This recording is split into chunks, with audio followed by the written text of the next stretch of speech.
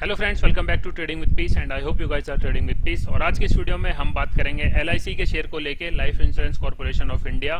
तो पहले तो इसके आईपीओ ने इतनी हाइप क्रिएट की और बहुत सारे इन्वेस्टर्स को परेशान करके रख दिया है। अब जिनको पहले लग रहा था कि अगर खास उनकी लॉटरी लग जाए एलआईसी में तो उनका बेड़ा पार हो जाएगा, बट आज वो कहीं ना कहीं खुश हैं कि उनको इसकी अलॉटमेंट नहीं हुई।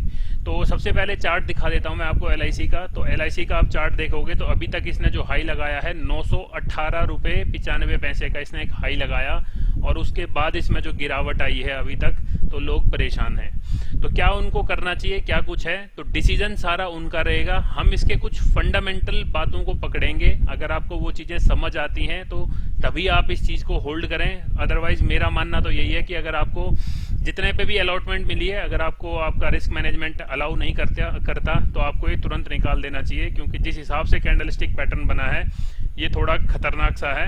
और अभी अगर इसको और नीचे गिरना है तो थोड़ा इसको एक आधा और ग्रीन कैंडल बनानी चाहिए। तो आप उस ग्रीन कैंडल का इंतजार करके जैसे ही वो नीचे की तरफ दिखाएगा आपको तो आप लोग निकल सकते हैं। बाकी मार्केट इज सुप्रीम, तो यहाँ कुछ भी हो सकता है। आपने देखा जिस हिसाब से इसका आईपीओ की हाइप क्रिएट हुई थी, जितना ये सब्सक्राइब हुआ था आईपीओ, उस हिसाब से ये परफॉर्म नहीं कर पाया मार्केट में। तो देख लेते हैं क्या कंपनी का फंडामेंटल बोलता है, तो उसके बाद हम इसका डिसीजन लेने में हमें थोड़ी सी इसकी हेल्प मिलेगी। तो सबसे पहले आप मार्केट कैप की बात करो कि तो बहुत बड़ा मार्केट कैप है एलआईसी के ऊपर, और रिजर्व देखोगे लगभग 6261 करोड़ का अभी तक इनके पास रिजर्व है, जिसमें डेप्ट कुछ नहीं है। अभी डिविडेंड का कुछ कंपनी ने अनाउंस नहीं किया, रिसेंटली आईपीओ लॉन्च हुआ है तो डिविडेंड हमें दिख नहीं रहा, बट आई गेस देगी एलआईसी। कुछ दिनों बाद तो ऐसा होगा कि एलआईसी अपना जो भी स्टॉक होल्डर्स हैं उनको कुछ डिविडेंड देगी।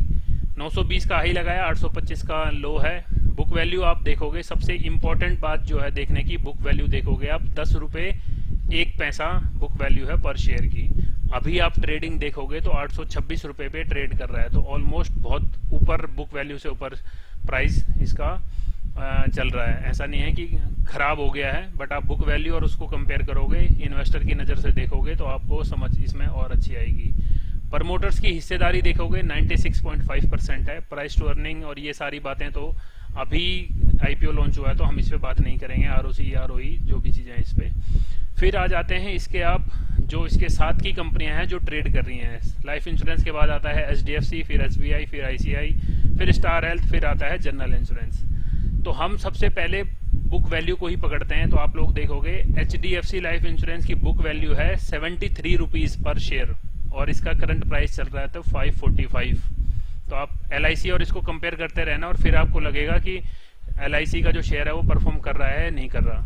SBI life insurance book value है 116, शेयर का प्राइस देख लो आप। आईसीआईसी बुक वैल्यू है 187, करंट प्राइस है 1252। General insurance 178 114। तो बुक वैल्यू से आपको डिस्काउंटेड प्राइस पे जनरल इंश्योरेंस का शेयर मिल रहा है, तो you can think of this stock as well. Book value है 111 और शेयर का प्राइस देखो 679। तो अब आप अगर इन शेयर जो भी मैंने आपको शेयर ये कंपनियां दिखाई हैं, अगर आप इनका कहीं से भी फंडामेंटल जो चीज़ देखोगे, इसके रिजर्व भी देखोगे, तो इसके रिजर्व भी आसपास स्टार हेल्थ के लगभग अपने एलआईसी के आसपास हैं। इसके रिजर्व भी आप लोग देखोगे, इसके रिजर्व भी देखोगे, इसके भी रिजर्व भी देखोगे, तो इसका और इनका एलआईसी में आपको देखने को मिलेगा क्या चीज़ है। तो आपको आई होप कहीं तक क्लियर हुआ होगा कि एलआईसी का शेयर परफॉर्म कर रहा है या नहीं कर रहा। तो आप ये कमेंट बॉक्स में, ये आपके लिए क्वेश्चन है कि आप लोग अब बताएं, जिस हिसाब से हमने चीज़ें बात की हैं वीडियो में, क्या एलआईसी का शेयर परफॉर्म कर रहा है नहीं कर रहा है। तो ये होगी सारी बात जो हमने। टेक्निकल को अभी छोड़ देते हैं। टेक्निकली अगर किसी भी आईपीओ वाले शेयर को आप टेक्निकली एनालाइज करने की सोच रहे हैं तो मेरे ख्याल से आपको नहीं करना चाहिए, क्योंकि बहुत कम टाइम फ्रेम रहता है, तो इसमें कुछ समझ भी नहीं आ सकता। और जो लोग करते हैं वो बहुत ही समझदार लोग होते हैं, तो हम उसको नहीं छेड़ते टेक्निकल पार्ट को। बट अब जो मैं फंडामेंटल, हम छोटी छोटी बातें की हैं, मैंने आपको ना सेल्स दिखाया ना कुछ दिखाया, बट कुछ बुक वैल्यू और सेल्स, ये रिजर्व के ऊपर ही आपको मैंने चीजें दिखाई हैं, जहां कई लोग आपको बताते हैं कि एलआईसी ऐसे कर रहा है ऐसे कर रहा है।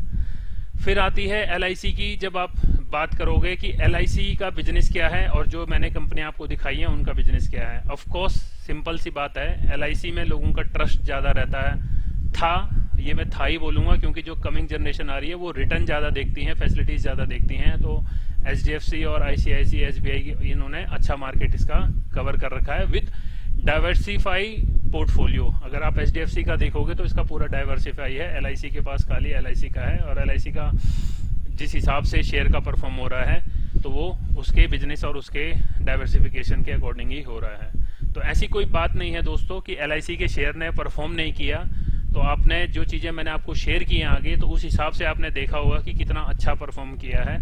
और अभी जो मेरे दोस्त इस वीडियो को यहाँ तक देख चुके हैं और सोच रहे हैं कि LIC और गिरेगा तो मैं खरीदूंगा, तो मैं आपको यही राय दूंगा कि 6 महीने तक, एटलीस्ट 6 महीने तक आप LIC के शेयर को अपने वॉच लिस्ट में ऐड रखें।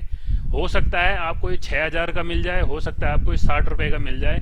तो ये मार्केट है, मार्केट को डिसाइड करने दीजिए कि प्राइस कहाँ की तरफ जाएगा। और बहुत सारे, अगर इंश्योरेंस सेक्टर में ही आपको पैसा लगाना है, ऐसी कंपनियों में लगाना है, तो मैंने आपको ये कई सारी कंपनियां दिखाई हैं, तो you can think about these companies. तो आई होप वीडियो आपने यहाँ तक देख लिया है। वीडियो अच्छी लगी हो तो लाइक करिए, और अगर कोई सुझाव है, कुछ आप ज़्यादा जानते हैं, तो you can surely share in the comment section. I would love to read that and take that in my trading journey. तो थैंक यू सो मच, मिलते हैं अगली वीडियो में। Bye bye.